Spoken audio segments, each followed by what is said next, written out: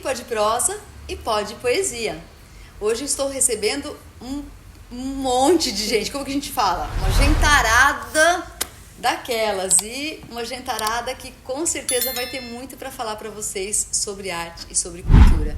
Queria iniciar aqui com a Luciana, que vai entrar com a poesia do programa. Bom, então eu vou falar uma poesia que é minha, curtinha, que é assim: fui buscar no haikai inspiração para poesia, esqueci que por aqui balão cai na minha mão. Então isso porque eu acho que a gente aqui em Tietê tem um pouco isso, a gente esquece tudo que a gente tem na nossa mão na cultura, tudo que a gente pode valorizar, né? A gente vai buscar às vezes lá fora, né? E deixa de olhar para os balõezinhos que a gente haikai que você foi buscar, onde que era? Lá do Japão, né? O haikai mesmo, a forma mesmo japonesa da poesia, né? Legal. E que lá longe a gente vai buscar e a gente vê que aqui a gente tem as quadrinhas, a gente tem tanta coisa, né? Legal, então muito bem. Prazer receber você, Luciana. Obrigada. Luciana é poetisa? Isso, eu, né, também sou. Infelizmente não vivo de poesia, porque aqui isso é muito difícil, né? Mas tenho um livro lançado e tenho participado de concurso, tenho, enfim, editais, tenho feito atividades aqui em Tietê também disso. Legal. O Cid, né? Que também gostaria que você falasse para o público um pouquinho qual é a sua ligação aí, quem é o Cid, o que ele faz e qual é a ligação maior com arte e cultura. Eu sou o Cid, né? Sou professor de História na rede municipal, faço parte do coletivo Inuma, né? A gente está um dos membros fundadores, e a gente atualmente tem a Biblioteca Comunitária Carlos de Assunção, né? Que é um poeta aqui de Tietê, e também a gente desenvolve vários trabalhos, né? Nas periferias principalmente, para levar a cultura, levar a literatura para essa população, né, que hoje talvez democratizou muita coisa, né, a questão da informação e tal, mas às vezes a gente sente que existe uma certa carência, né, em relação a uma cultura, a outro tipo de cultura que não a cultura de massas. Então acho que a gente tenta ir por esse outro caminho, que não é fácil, né? Não é. E também faço parte do conselho, né, sou vice-presidente do Conselho Municipal de Cultura. E estamos aí, para bater um papinho, falar Você uma era poesia. presidente? Isso, eu agora sou presidente atualmente. Ele já apresentou, na verdade, hoje eu estou fazendo um programa Surpresa. Mas não era surpresa, com o Conselho Municipal de Cultura aqui de Tietê. Então, presidenta, vice-presidente, né? Secretário. E os secretários. Vamos aqui ao meu lado de cá, vou começar aqui com a Ana. Essa é a Ana, se apresente, por favor. Meu nome é Ana Luísa. Não nasci em Tietê, mas sou de Tietê, né, tanto pro lado materno como paterno. Sou filha de Papau, sobrinha neta de Cornélio Pires.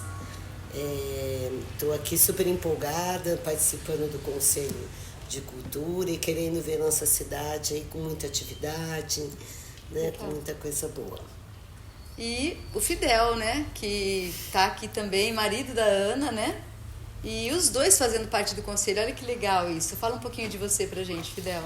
Bom, eu sou Eduardo Fidel, eu escrevi um livro também de poemas há muitos anos já, e fiz muitas oficinas de escrita, né, onde eu mostro para as pessoas que escrever, não precisa ter medo de escrever, né? Escrever é uma coisa muito legal e que pode ser muito simples também.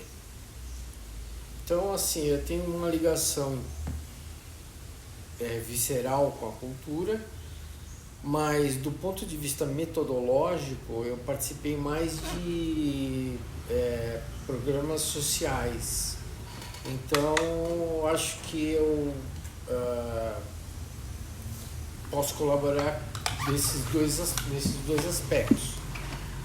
E isso tudo começou efetivamente quando eu encontrei com a Ana, descobri que ela era de Tietê, a gente marcou de fazer um projeto junto, acabou não fazendo projeto nenhum, o projeto virou um casamento. Então, projetaço! Maior de todos. Já virou um programa, não é mais projeto, é programa. Minissérie. Aí eu acabei conhecendo um pouquinho melhor Tietê e sempre achei, desde que faz 18 anos que eu venho pra cá, sempre achei que Tietê era um cara com calça rasgada sentado num pote de ouro. Entendeu? Assim, tem uma riqueza cultural aqui gigantesca, um potencial gigantesco, mas que parece que está cada vez mais embotando, né? É um portal, é um portal. Eu acho que Tietê é um portal e que está se fechando, que é isso que você falou. Ele está se fechando, porque ele tem muito, o histórico é imenso, muitos artistas, né? Em todos os âmbitos, né? Vocês já perceberam que é em todos os âmbitos, até presidente da República a gente já teve, né? Então, quer dizer, realmente é todos os âmbitos. Tietê é uma cidade enorme. Não. Essa é a minha sensação. Então, o que ela estava fazendo acabou, o que eu estava fazendo acabou, a gente resolveu ficar por aqui para poder contribuir. E é incrível isso que eu estou reparando aqui, né? Porque vocês, na verdade, viveram a maior parte da vida de vocês em São Paulo. Assim, uma grande parte. Eu sempre vim para Tietê, porque meus avós eram daqui. Sim, mas a parte adulta sua, o seu desenvolvimento, o seu desenvolvimento cultural, social, foi na cidade de São Paulo. Foi. O meu também, eu também. Eu vivi até os 50 anos em São Paulo, a vida inteira, né? E já vou entregar a idade, estou há 8 anos aqui. E eu, diferente da Ana, assim, eu não tenho família aqui nem nada, mas minha sogra veio morar aqui perto, em Jumirim e tal, aqui do lado, a gente começou a vir pra cá. E daí escolhi mesmo Tietê, assim, eu com a maioria a gente fez uma pesquisa, digamos assim, da cidade aqui dentro pra ver qual que a gente vai, qual que seria melhor, e a gente escolheu o Tietê. Sentiu a vibração do campo. Mas e eu me encantei, assim, quando eu vim pra cá. A primeira vez que eu entrei aqui, vindo de Jumirim, entrei ali pela Rua do Comércio, eu vi aquele casaril, eu vi aquela... Nossa, foi uma coisa que eu falei, que lugar incrível, olha isso, olha que riqueza essa cidade, né? E infelizmente, depois que eu me mudei pra cá, o que eu tenho visto é só demolição, derrubada, mais um que vai pro chão, mais outro que vai pro chão, né? E isso é uma pena, porque esse patrimônio... Mas esse patrimônio... Desculpa, não, Luz, mas assim, esse patrimônio arquitetônico todo que a gente tem, que é riquíssimo, né? E que está indo para baixo, literalmente, né? Literalmente. Infelizmente, né? Eu sou de Tietê mesmo, sou nascido aqui, morei no Paraná 8 anos, fui fazer universidade lá, trabalhei lá um tempo, virei professor lá, né? Lecionei lá pela primeira vez. E aí voltei pra cá, passei no concurso, daí tô aqui agora, estabelecido, dando aula aqui em Tietê, em Cerquilho também. Mas sempre fui do movimento, sempre tava na rua, eu sou da rua, eu gosto da rua, eu gosto da noite. Então eu sempre tive envolvido com a contracultura, né, movimentos. A contracultura, os movimentos te levaram a fazer história ou fazer história te levou? Porque existe, né? Existe uma ligação, né? Uma lenda urbana que professor de história... eu acho que a rua me levou para a história. A escolha foi depois. Sim, porque eu era muito novo ainda. Eu quero mudar essa história. Eu quero conhecer, contar a história de verdade. Contar outras histórias, né? Até porque quando eu comecei a sair muito novo, né? Com 13 anos e tal. E não tinha opções, né? Tinha pouquíssimas opções. A gente tinha a praça. Daí se reunia lá o pessoal. Um levava o violão, o outro levava um carrom. Daí a gente ficava lá, né? Conversando, bebendo e dando risada e tal. E ocasionalmente tinha num mês lá tinha um palco com show. Mas o resto do ano não tinha nada, né? Pelo menos não que a gente podia acessar, sendo jovens de periferia e tal. Então meio que a gente ia e fazia o nosso movimento ali, porque não tinha, né? Pelo menos não pra gente acessar. Então acho que aí eu comecei já a enveredar por esse caminho da cultura, da história, né?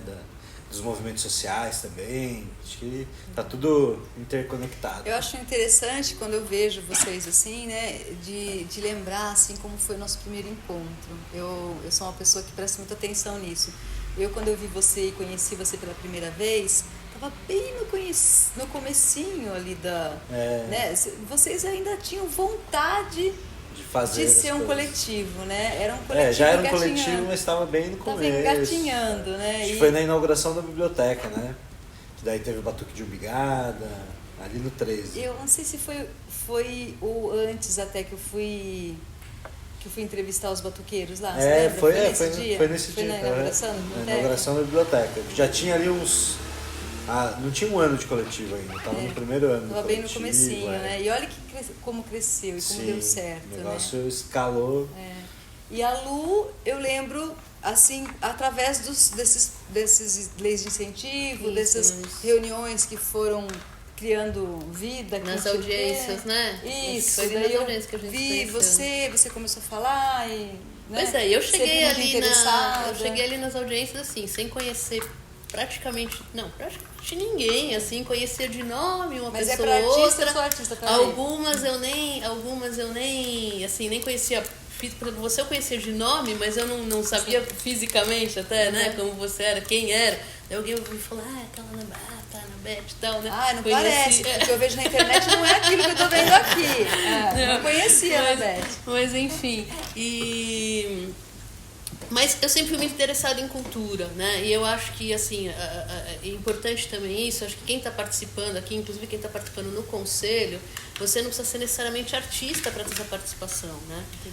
Todos nós, de uma maneira ou outra, somos consumidores de cultura. Alguns de uma maneira mais ativa, outros de uma maneira menos ativa, mas todos nós consumimos cultura. Então, aqueles que têm uma identificação, Simpatizantes, né? que vem a importância da cultura no município, no país, enfim. Então, para essas pessoas, quiser se aproximar aqui do conselho, é isso, você não precisa ser artista para ter essa participação política na cultura, né? Porque existe toda uma questão também, que é o que onde a gente se conheceu e onde ali muita coisa mudou do ano, 2, 3 anos para cá aqui em Tietê mesmo, é a questão da política cultural, né? Porque cultura não é só evento, não é só um livro editado, não é só... Existe esse lado político para que isso tudo, para que os eventos, os dê livros, frutos, né? os espetáculos possam acontecer, precisa ter uma política Possa realmente que possa... fazer diferença na vida das pessoas. Exatamente, né? Que possa proporcionar isso tudo, né? E a Ana, eu conheci também, foi me apresentada num dia que a gente estava, né, nada a ver com cultura, assim, num passeio, como sobrinha do Cornélio Pires, né? Foi me apresentada, a gente se conheceu naquele dia e depois você me apresentou o seu marido, Isso. né? E foi muito interessante que a gente quer vir para Tietê e como é que é Tietê culturalmente, o que acontece, né? E aí quando teve essa coisa de ter o conselho, né? Quem são as pessoas? Eu lembro que aí você foi conversar comigo, né? Isso, E que eu nós falei, fomos conversar com você, você que Isso. indicou, né? Então Sim. já tendo as audiências. Isso, eu falei assim, nós vocês, fomos para lá vocês por são pessoas conta- perfeitas isso, para fazer parte você do que conselho. indicou a Eu falei, gente. vai, né? Se Isso. joga, porque Tietê precisa de pessoas que realmente já tenham vivido alguma coisa maior, sabe? Por isso que eu acho interessante o estar fora e voltar para casa, né? Ou então Sim. vivi muito tempo fora e vim para um lugar assim, sabe? Porque a cidade precisa disso. Nós temos muitos mestres, muitos artistas, como o Carlos Assunção mesmo, que Tietê não conhece ou que não vivem na nossa cidade, ou como o próprio Cornélio Pires, que também foi, né, Conheço viver a só sua de nome, vida. né? Não, ainda Cornélio Pires é muito conhecido, mas tipo assim, ele, no tempo dele, ele não tem espaço aqui, ele não tinha espaço, então ele precisava sair e não voltar, infelizmente, entendeu? Então, em algum momento, as pessoas precisam começar a voltar para cá, para que a gente deixe de ser só aquele ninho, sabe? Mas que a gente possa também crescer, porque você já pensou se a gente fosse fazer uma lista de grandes nomes tietenses? Era uma grande lista. Sim. Era uma grande lista, né? E quem não é quem ainda não tem um grande nome, se tiver abertura, pode ter um dia. Se tiver o incentivo, se tiver espaço, um dia aquela pessoa que acha que não escreve, como ele falou, se ela tiver incentivo e começar a escrever, ela pode ser um Carlos Assunção, né? Então, uma pessoa do teatro que tem vontade de Encanto. que tem encanto pela arte, que tem magia na alma, ela pode ser um Cornélio Pires, ela pode ser um Capitão Furtado, né? Um músico tietense pode ser um Camargo Guarnieri, pode ser um Itamar Assunção, né? Então, a gente tem tanta gente que Tietê não usa, como ele falou, é o pote de ouro que está lá e o caipira está sentado em cima e não percebe, né? Aquilo que ele valoriza, né? não pode o que ele poderia tanto fazer. Bom, a gente está aqui hoje gravando esse programa na Biblioteca Municipal da cidade, né?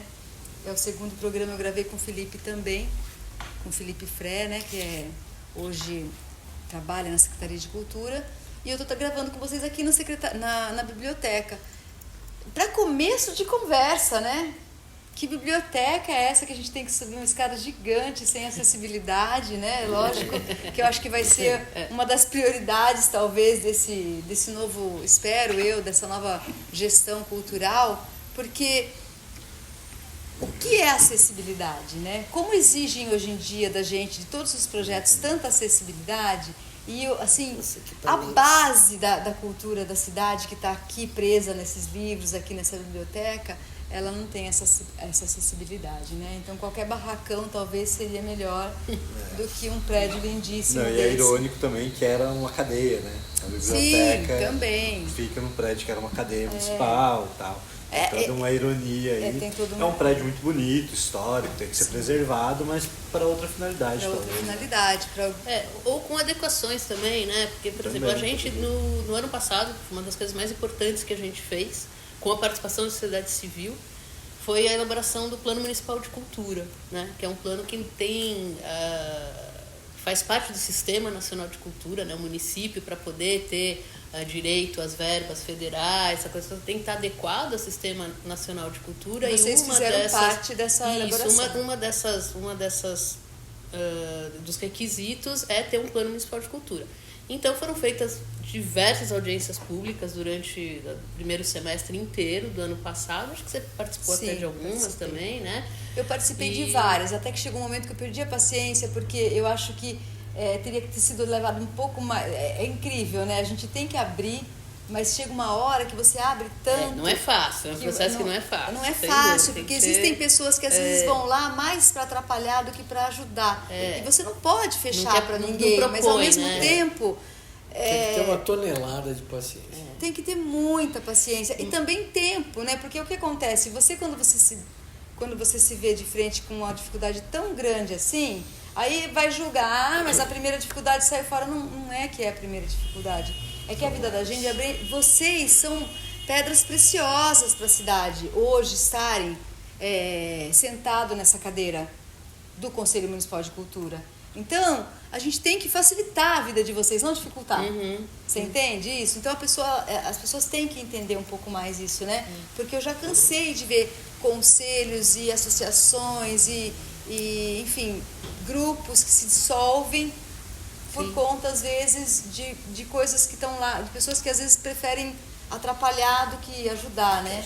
Então, mas só para retomar um pouquinho, porque eu ia falar da biblioteca, porque assim, no Plano Municipal de Cultura, que estão ali as diretrizes para os próximos 10 anos, com metas de curto, médio e longo prazo, uma das principais é isso, da gente rever a biblioteca. Então, assim, ou a gente, sei lá, faz uma reforma e coloca um elevador aqui, por exemplo, ou muda para um outro lugar mesmo. Mas, assim, o ideal, lógico, a gente inveja muito até o que está acontecendo nos municípios vizinhos, né? Que todos eles, assim, Cerquilho acabou de inaugurar uma biblioteca muito bonita. A de Cerquilho também tem escada, mas ela tem elevador. Mas tem elevador, né? Então. E Laranjal também está fazendo. Sim. Jumirim está fazendo. Espaços culturais, enfim, né? A gente... Mas uma das metas está lá, tá no plano. Legal. E esse plano que acontece na gestão passada, ele ficou parado lá, a prefeitura teria que ter mandado isso para a Câmara, mas simplesmente engavetou e não mandou para a Câmara para virar lei, né? Porque para valer tem que virar lei. Mas dá tempo ainda, vai fazer agora. Mas agora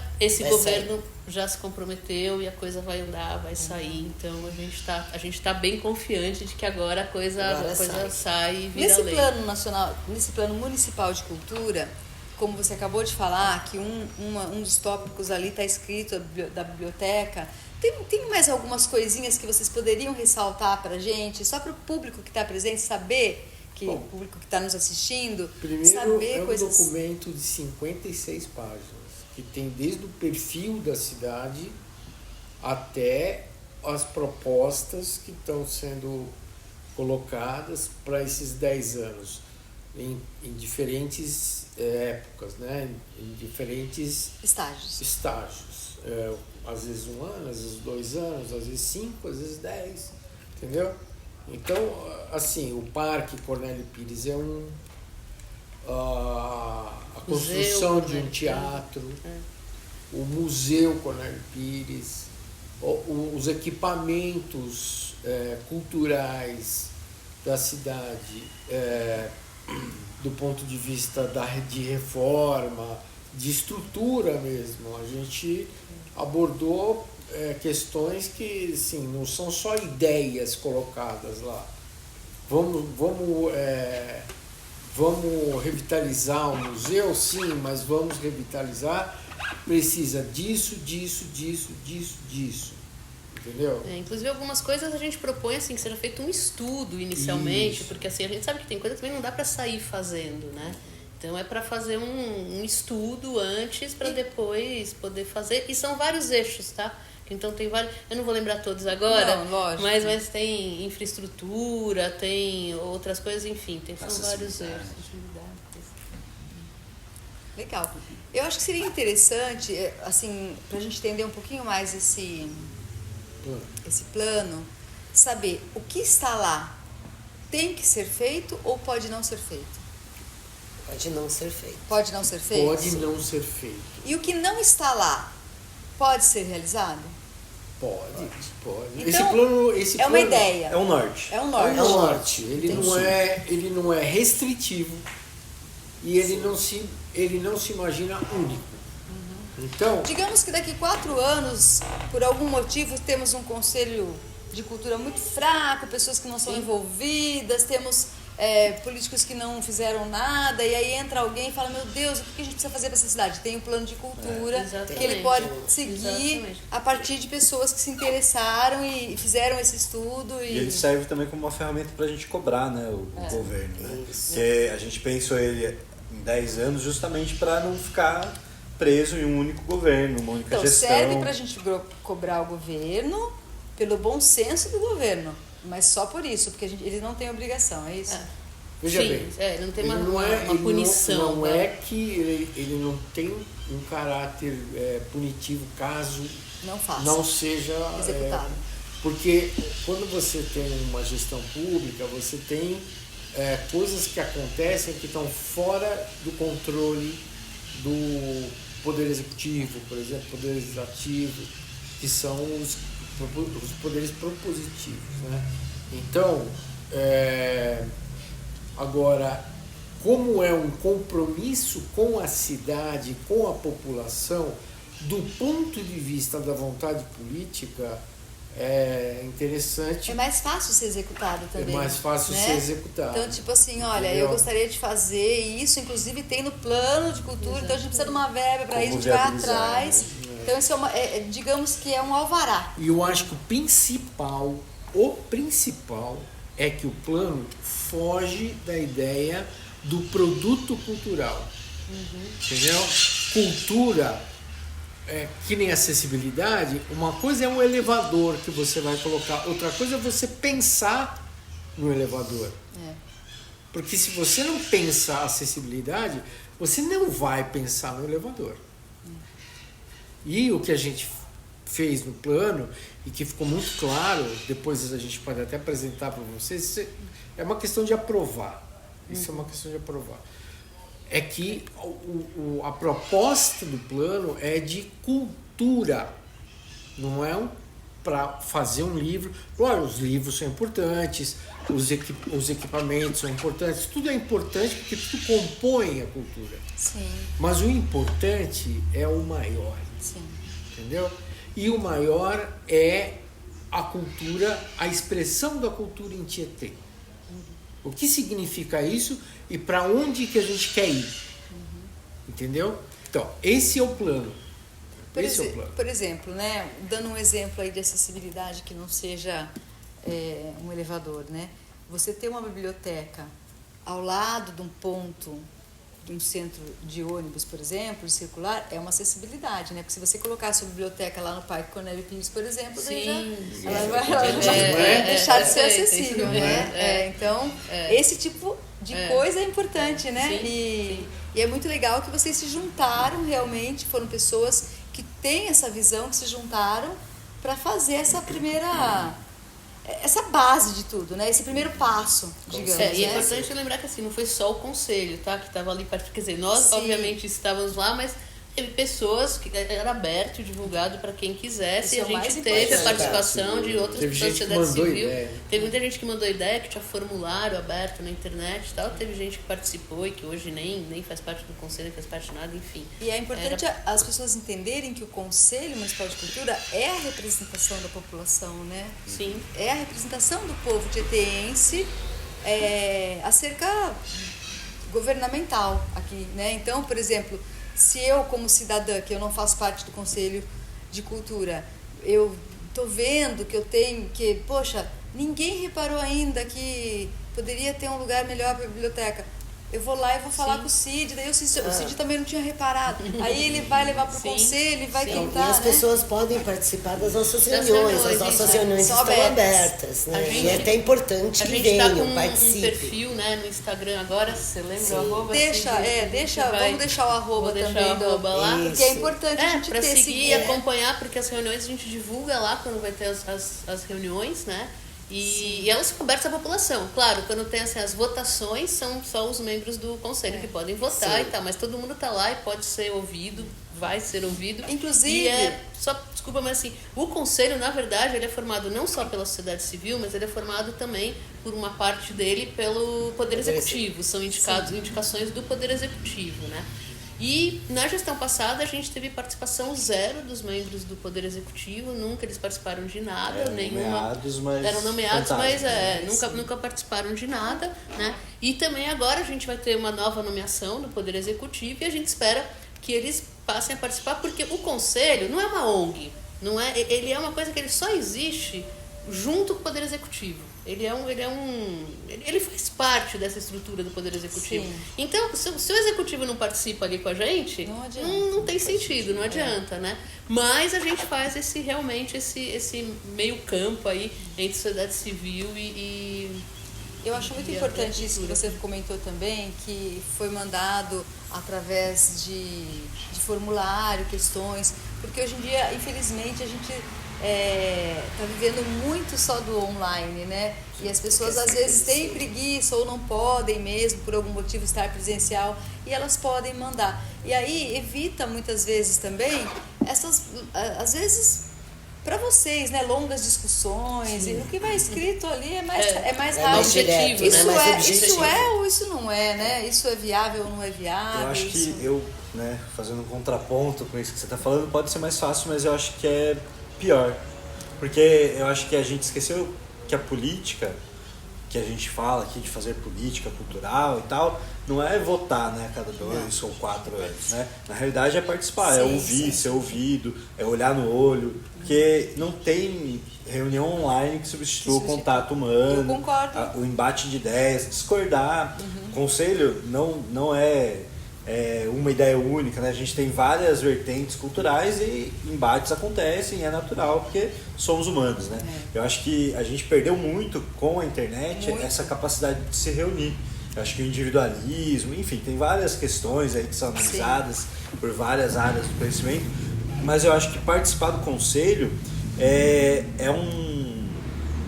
uma oportunidade da gente fazer política e mudar o município. Porque nem todo mundo vai se candidatar e vai vencer uma eleição para vereador, por exemplo. Sim. Mas se você é preocupado com a cultura, você pode participar do conselho, pode ir nas reuniões, são abertas, ninguém vai impedir você de participar, a gente vai ouvir, todo mundo tem fala, tem voz, é democrático, né? A gente preza muito pela democracia. Então eu acho que essas reuniões do conselho, elas podem ser assim uma motivação para a gente voltar a viver a cidade, né? Porque viver na cidade, beleza, todo mundo vive, a gente vem mora e tal. Mas Aliás, viver só se vive na cidade. mas a gente tem que viver a cidade, né? A gente tem que viver, fazer parte da vida cultural da cidade, da vida política da cidade, Sim. cobrar, porque a gente paga impostos, né? Todo mundo tá aí, né, no mesmo barco, então a gente tem que construir uma cidade melhor se a gente quer uma cidade melhor. Não dá para votar e esperar que o candidato X, Y faça a cidade melhorar. A gente tem que partir daqui também, né? E eu acho que participar do conselho ele vem muito nesse sentido, assim. E eu acho que eu peguei aqui o Instagram, @conselhodecultura.tietê. Então só seguir lá no Instagram, a gente divulga as reuniões e também outras informações, né, editais, essas coisas, a gente divulga tudo por lá. E acho que basicamente... Então, eu acho assim, essa coisa que você falou do presencial, eu acho que é o grande mal da época, né? A gente não participar do presencial. E uma pessoa que hoje, por alguma coisa, ela foi numa reunião do conselho de uma forma presencial, ela talvez queira se engajar e seja um próximo membro do conselho, né? Que eu acho importantíssimo. O que eu acho fundamental no online, que eu também prego, né? Não acho que substitui nada. Eu sou totalmente a favor do presencial. Só que o que eu vejo é que às vezes a gente precisa pescar a pessoa através do online, porque senão a gente não pega ela. Então, o fato, vamos supor, de uma pessoa poder te mandar uma mensagem no Instagram, né? Ela não vai lá atrás de você, mas ela manda uma mensagem no Instagram. E aquela mensagem dela, às vezes, criou pernas, criou braços, criou voz ali dentro do conselho. Talvez o próximo passo dela seja estar presencial. Ela se sente acolhida, né? Isso. Então, porque é uma geração que por mais que a gente cante, fale, tem que ser presencial, vamos esquecer online, você afasta muitas vezes essa geração por conta disso. Então, a gente tem que pescar, e uma das formas que a gente tem é esse vínculo aí, talvez do Instagram, talvez de abrir para perguntas, talvez convites pessoais, porque se você colocar lá no Instagram, por exemplo, que o conselho está aberto, né, à visitação das pessoas, todo mundo vai ler e muita gente não vai, mas se você encontrar com alguém na rua e falar, olha, vai ter uma reunião lá, vamos lá, o que você acha? Pega, e talvez, né? Até a questão da substituição de alguns conselheiros, por exemplo. Que eventualmente acontece, que a gente tem que mudar ali, alguém sai, vai sair. Porque conselheiro e é bom ter Tem pessoas que, né? E esse é o começo, começa a participar da reunião, já está sabendo. Você que é professor, um dia convidar os seus alunos, falar, olha, existem essas, né? O que vocês acham, né? Dessa semana vai ter uma reunião do conselho, o que vocês acham de vocês assistirem uma reunião, até porque através disso vocês vão ver como que funciona, né, esse tipo de grupo, esse tipo de associação. Então, são coisas que as pessoas não estão acostumadas, mas que a gente tem que tentar envolvê-las de alguma forma, né? Sim. Tá. A gente vai continuar um pouco mais o papo, que eu acho que a gente deu uma lacrada agora aqui nesse final, e eu queria que você repetisse o Instagram, só para a gente poder terminar com isso na cabeça do nosso público. E assim, antes eu queria agradecer aos parceiros do nosso programa, os parceiros do programa Amigos da Arte, do podcast, do Pod Prosa e Poesia, que são algumas pessoas que acreditam na potência da arte, da cultura, que acreditam na importância da gente estar servindo aqui de vitrine, né? Trazendo pessoas como vocês para que todo mundo possa escutar, tirando lá das quatro paredes da reunião do conselho e de repente trazendo para cá. Então eu queria agradecer demais todos esses empresários, pequenos empresários, pessoas realmente que acreditam e que colaboram aí, né, nessa parceria com o programa Amigos da Arte. Vocês são extremamente importantes para que a gente possa continuar aí agora nesse ano 2025 cada vez mais trazendo para você que assiste aí o programa, trazendo pessoas tão interessantes, pessoas tão importantes aí na nossa sociedade. Então a gente vai encerrar essa primeira parte dessa conversa com o Conselho Municipal de Cultura. A gente vem com a parte 2, daqui a pouquinho você já vai ter disponível a parte 2 desse programa. E vamos encerrar então com o Instagram do Conselho de Cultura mesmo. @conselhodecultura.tietê. É uma foto azul, né, escrito Conselho de Cultura Tietê. Legal, muito obrigada a todos aqui pela primeira parte e a gente volta com a segunda parte.